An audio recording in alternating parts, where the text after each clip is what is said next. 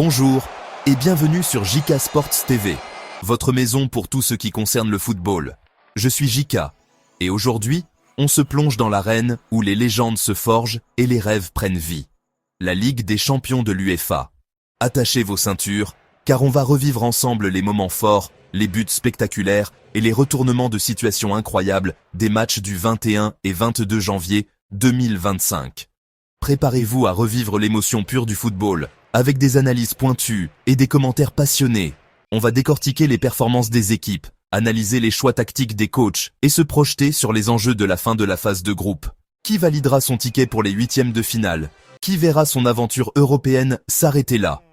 Alors, installez-vous confortablement, montez le son et laissez-vous emporter par la magie de la Ligue des Champions sur JK Sports TV. On commence fort avec un match à sens unique. L'Atalanta Bergame a littéralement marché sur Sturm Graz, infligeant une correction à la formation autrichienne sur le score sans appel de 5-0. Une véritable démonstration de force de l'ADA, qui a su imposer son rythme dès les premières minutes. Matteo Retegui a ouvert le bal, suivi de près par Mario Pachalic, Charles de Ketelaere, Ademola Lookman et enfin Marco Brescianini. 5 buteurs différents, symbole d'une équipe en pleine confiance et qui pratique un football offensif léché. Sturm Graz, complètement dépassé, n'a jamais réussi à inquiéter le portier adverse. La défense italienne, solide comme un roc, a parfaitement muselé les attaquants adverses. Avec cette victoire éclatante, l'Atalanta envoie un message fort à ses concurrents. Attention, cette équipe est prête à aller loin dans la compétition. Changement de décor maintenant. Direction le Rocher monégasque, où l'AS Monaco recevait Aston Villa. Un match serré, tendu, qui s'est joué sur des détails. Les Monégasques ont su faire la différence dès la 8e minute, grâce à un but opportuniste de Wilfried Sango. Un but qui a suffi au bonheur des hommes du Rocher, qui ont ensuite parfaitement géré leur avantage. Aston Villa a bien tenté de revenir au score, mais la défense monégasque, bien regroupée autour d'Axel Disasi, a tenu bon. Les Villans ont manqué de justesse technique dans le dernier geste pour espérer mieux. Au final, Monaco s'impose sur la plus petite des marges, mais s'impose tout de même. Une victoire précieuse qui leur permet de consolider leur place dans ce groupe très disputé. L'Atlético Madrid, c'est l'histoire d'une équipe qui ne lâche jamais rien. Menés au score par le Bayer Leverkusen, les Colchoneros ont trouvé les ressources pour renverser la vapeur et s'imposer sur le score de 2-1. Un succès qui porte la marque d'un homme, Julián Álvarez. L'attaquant argentin a été l'auteur d'une performance XXL, inscrivant un doublé et galvanisant ses coéquipiers. Le Bayer Leverkusen, qui avait pourtant ouvert le score, peut nourrir de gros regrets. Les Allemands ont payé cher leur manque de réalisme offensif et leur fébrilité défensive en fin de match. L'Atlético Madrid, fidèle à sa réputation de guerrier, confirme son statut de prétendant sérieux à la victoire finale. Accrochez-vous bien, car on part maintenant pour un match complètement fou. 9 buts, du suspense, des retournements de situation, le Barça et Benfica nous ont offert un véritable spectacle. Au terme d'une rencontre haletante, c'est le FC Barcelone qui s'impose sur le score de 5-4. Un succès précieux, mais qui ne garantit pas encore la qualification au Blaugranas. Rafinha a été le grand bonhomme de la soirée côté barcelonais, auteur d'un doublé. Mais que ce fut dur face à des Lisboètes accrocheurs, et qui ont vendu chèrement leur peau. Ce match nous a rappelé que le Barça, s'il est capable de fulgurances offensives, reste fragile défensivement. Un chantier à surveiller pour Xavi et ses hommes. Direction Anfield Road, maintenant, où Liverpool recevait le LOSC. Les Reds, déjà qualifiés pour les huitièmes de finale, ont confirmé leur invincibilité en Ligue des Champions cette saison en s'imposant 2-1. Une victoire laborieuse face à des Lillois accrocheurs, mais une victoire quand même.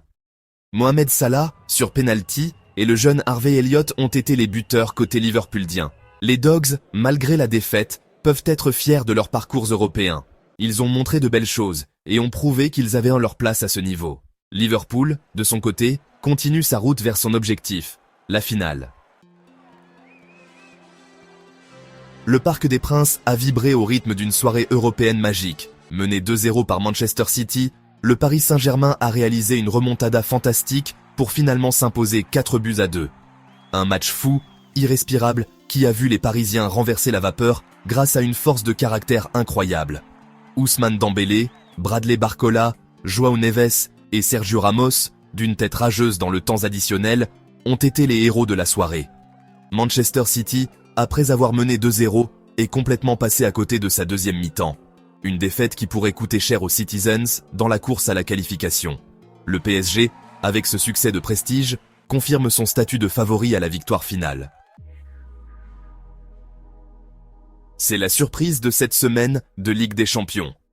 Feyenoord Rotterdam a réalisé l'exploit de battre le Bayern Munich sur le score sans appel de 3-0.